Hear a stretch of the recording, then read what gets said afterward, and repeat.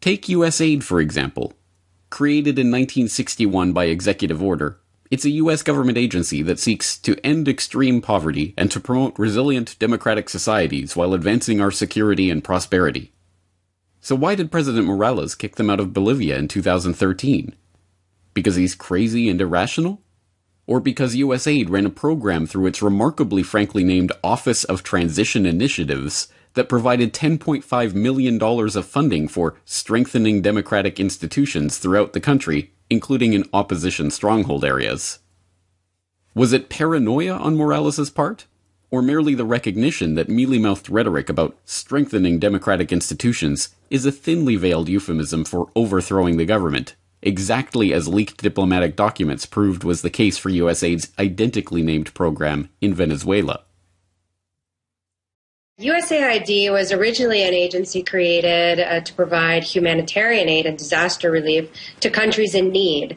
And throughout the 1980s and the 1990s and more into the 21st century, it's evolved into a political arm and a funding branch of the U.S. government for what they call promoting democracy. And it's actually now a part of U.S. counterinsurgency campaigns that involve the Pentagon, the State Department in terms of diplomacy and obviously war activities, and USAID is the third agency involved in counterinsurgency, and their goal precisely is to provide what they called aid for promoting democracy or stabilizing or helping a country through some kind of political transition or economic transition. In the case of Venezuela, Venezuela is a country that is oil wealthy, so it's never qualified for any kind of direct USAID help.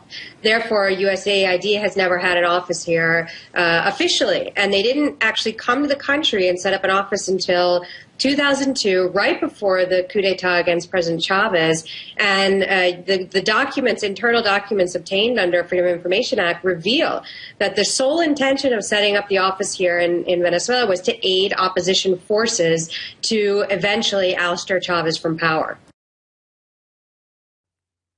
Should governments trust USAID after it was revealed that the agency secretly created its own social media network in Cuba for the express purpose of undermining the Castro government? Or when it was revealed that USAID had sent a team of agents to Cuba under the guise of health and civic programs to incite rebellion amongst youth, including creating a phony HIV prevention workshop that the agency itself described as the perfect excuse to identify potential social change actors? Or when it was revealed that the agency had attempted, and miserably failed, to infiltrate Cuba's hip-hop scene, to break the information blockade, and spark a youth movement of social change in the country? A U.S. agency infiltrated the Cuban hip-hop world in an attempt to launch a youth movement against the government there. The secret operation tried to use Cuban rappers to build a network of young people seeking social change. But the Cuban regime caught on and the operation failed. In the process, the U.S. Agency for International Development unintentionally compromised a vibrant music culture that produced hard-hitting grassroots criticism of the country. Several artists of the agency tried to promote ended up leaving Cuba or stopped performing after pressure from the government. In fact, USAID's Black Ops programs for undermining foreign governments go all the way back to the founding of the agency itself. Some of the lowlights include USAID's Office of Public Safety and its part in running a CIA front program for training foreign police in torture and terror tactics in Latin America. Co-funding, with the CIA, the opium-smuggling Shengquang Air Transport, a private airline for narcotics trafficker and CIA pointman in Laos, General Vang Pao, and co-funding opposition groups in Ukraine prior to the 2014 coup, with Glenn Greenwald backer Pierre Omidyar, and, of course, George Soros. George Soros, pleasure to have you on. Same here. First, on Ukraine, one of the things that many people recognized about you was that you, during the revolutions of 1989, funded a lot of dissident activity, civil society groups in Eastern Europe, in Poland, the Czech Republic. Are you doing similar things in Ukraine? Well, I set up a foundation in Ukraine before Ukraine became independent of Russia. And the foundation has been functioning ever since. And it played an important part in events now. But this NGO Trojan horse problem is by no means confined to USAID and its associated organizations. Take the National Endowment for Democracy as another example.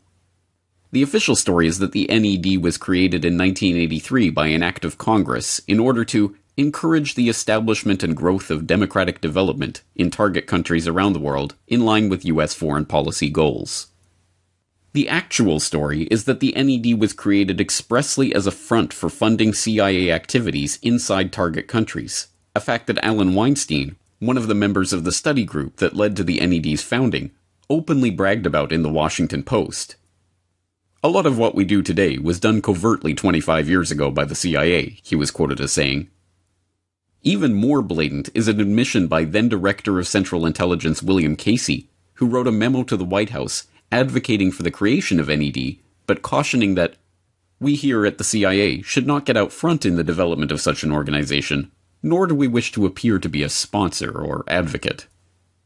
The NED's participation in covert destabilization campaigns rivals that of USAID, and, like USAID, involves too many operations to detail them all here.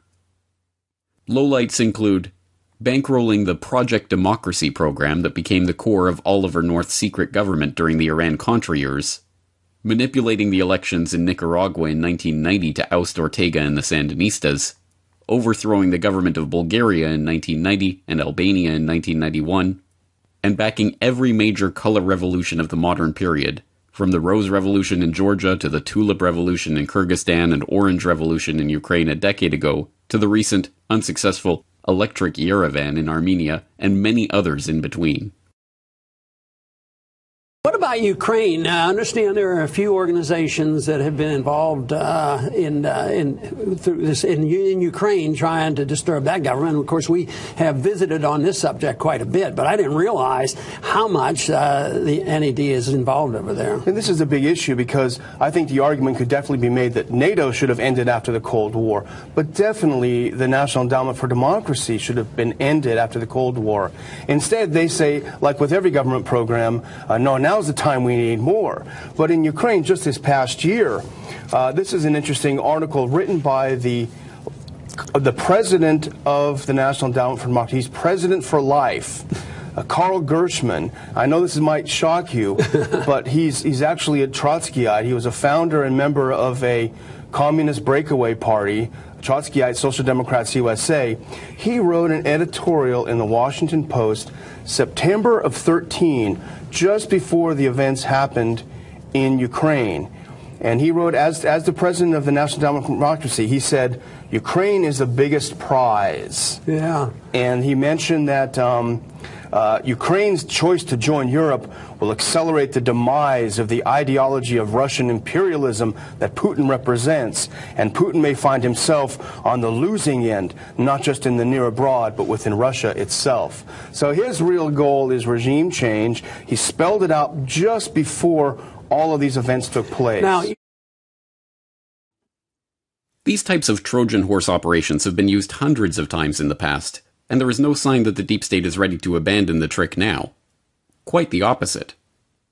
It worked during the Arab Spring, when even the New York Times blithely admitted that the leaders of the protests had received training and financing from groups like the International Republican Institute, the National Democratic Institute, and Freedom House, and the State Department blithely admitted that they spent $50 million helping activists in the region network, communicate, and organize with each other through Trojan horse NGOs like Movements.org.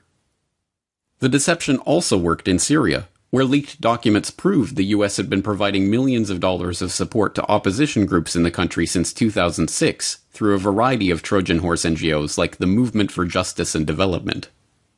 And as we saw earlier this year in The White Helmets Are a Propaganda Construct, even first responder groups like the Syria Civil Defense, founded by an ex-British military intelligence officer, have been used as Trojan horses to spread propaganda and advance the agenda of the US and its allies in their quest to topple President Assad.